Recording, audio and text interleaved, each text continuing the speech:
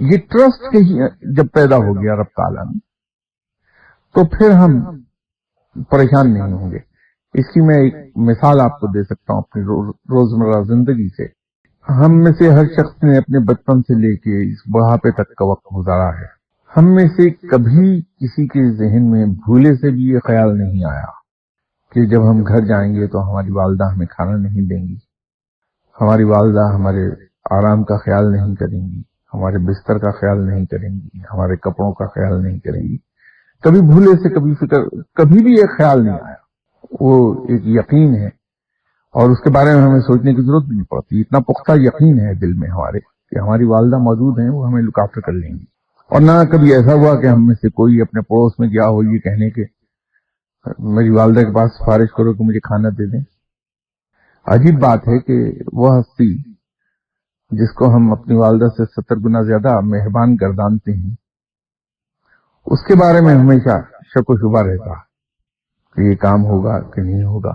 اور متوکل ہونے کا ایک آسان سا راستہ میں گزارش کر سکتا ہوں، وہ یہ ہے کہ روزانہ رات کو جب ہم لیٹتے ہیں تو بلا ناغہ ایک ایکسرسائز میں سے ہم گزریں.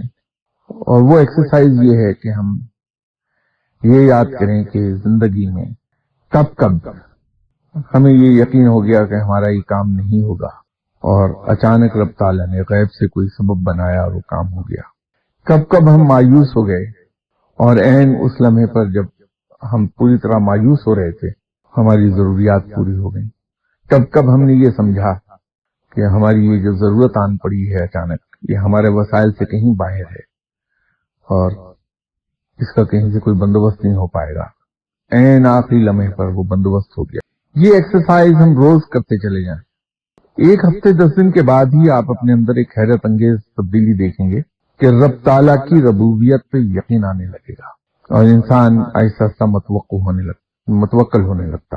اور یہ عرض کروں گی کہ اس کے دنیاوی فوائد بہت مل جاتے ہیں کہ ایک بار اگر یہ توکل آ گئی تو انسان ہر لمحے خوشگوار موڈ میں رہتا ہے.